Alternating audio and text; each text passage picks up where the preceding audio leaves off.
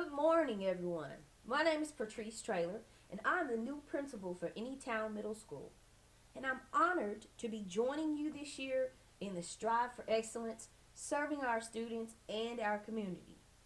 Before going in depth with details, I would like to take this opportunity for you to reacquaint yourselves with some and introduce yourself to others. I will give you about 10 minutes.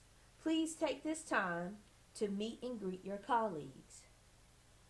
Our theme for today is we're beginning with the end in mind.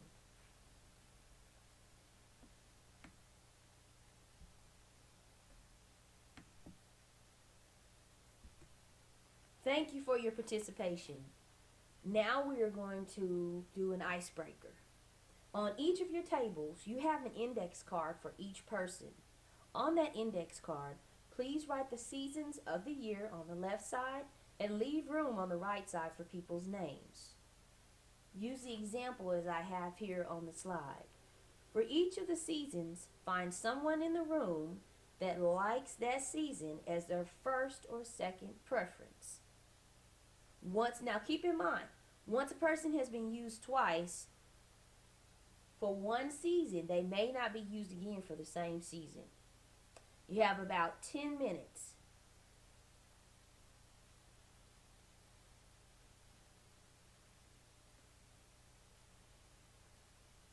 Okay, thank you. Now please return to your seats. Keep those index cards for the duration of our time here together today, as you'll be using that as a guiding piece as you collaborate with your colleagues. The next idea that we're going to focus in on is never knowing what you're going to get. It was Forrest Gump that said it best. Life is like a box of chocolates, and you never know what you're going to get. As educators, we know this story all too well. This is the story of our lives. Every year, we get a new group of students, and we have no idea as to the storyline behind those students. I would like for you to take a moment and think about the gifts of variety that will be granted to you and your students that will arrive next week. If you would, please write down 3 variables that you could possibly encounter when you meet your students for the first time next week. Now, keep in mind, these are things that are out of the norm, not things that you would commonly expect, but some things that you consider that could possibly happen. On that same sheet of paper, in 3 words or less, also write down, why are you here? And please also keep this sheet of paper. Again, you have about 10 minutes. This one, you're working independently for now.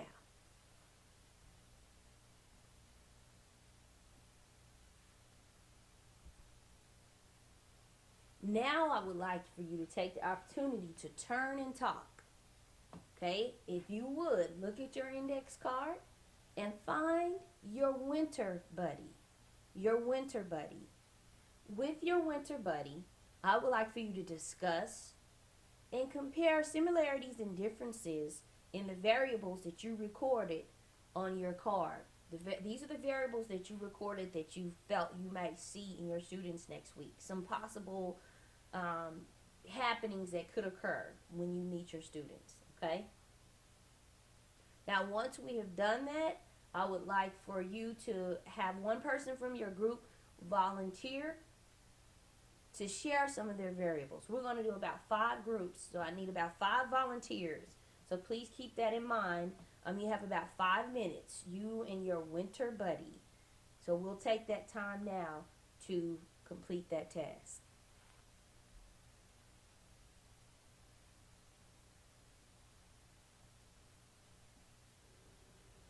As they say, back to the drawing board we go. As you all have discovered, some of your variables were alike and some of them were different. But I would like to thank you for participating and being willing to share your thoughts with your team members. Now, The reality is some of our perceptions are different realities. However, we will embrace consideration of all possibilities. Let me say that again. Some of our perceptions have different realities, and that means that my reality may be different from your reality, but that doesn't mean my reality is wrong or your reality is wrong. We just have a different perspective, and we will embrace any and all possibilities, all in the direction of teaching and learning and loyalty to children first.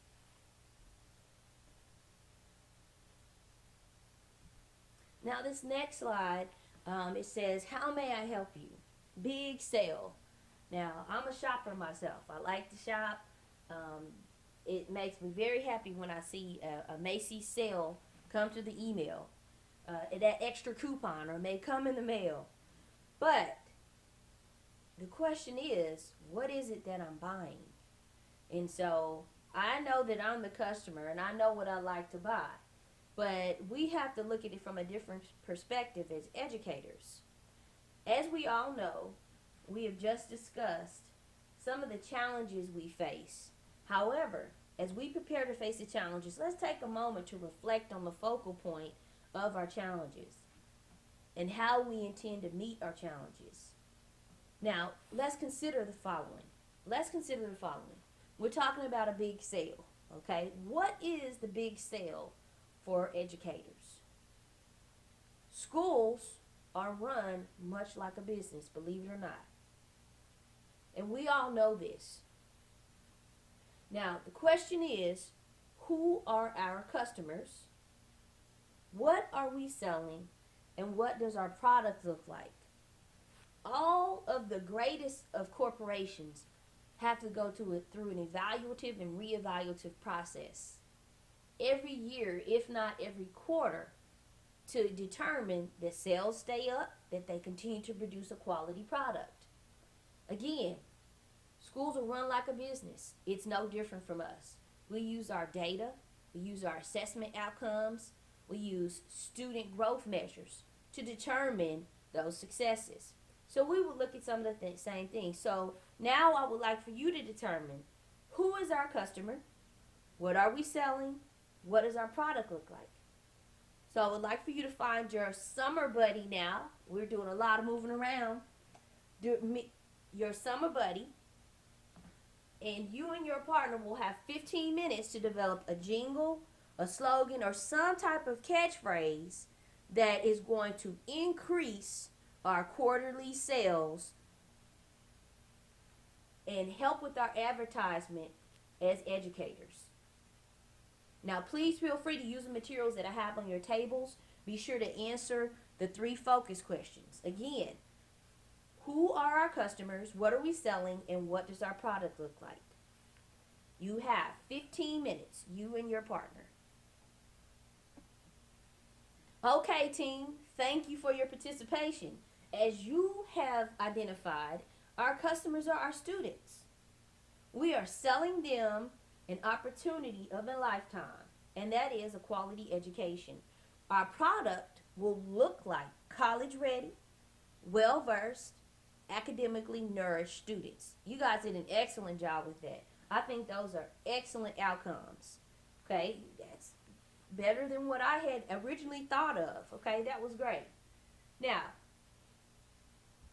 moving it right along, we have to, yes, we look at the students, but we also have to take a look at ourselves. As the late Michael Jackson said, you start with the man in the mirror. We're going to do a brief data overview, and this is a model for something that we're going to do throughout the school year. I would like to take an opportunity for you to look from the real perspective of what our box of chocolates will be.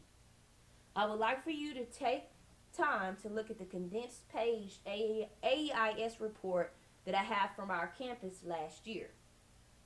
Okay, now within your group, please identify our highest and lowest scoring subgroup in the content assigned to your table and determine if our campus met the standards of your assigned information. Okay, so once again, let me say that again. At your tables, and you have this instructions on your table as well. Within your group, please identify our highest and lowest scoring subgroup in the content assigned to your table and determine if our campus met the standards for your assigned information. Please also select a presenter to share the findings. Okay? You will have about 10 minutes to do so. Okay, I'll give you about 10 minutes.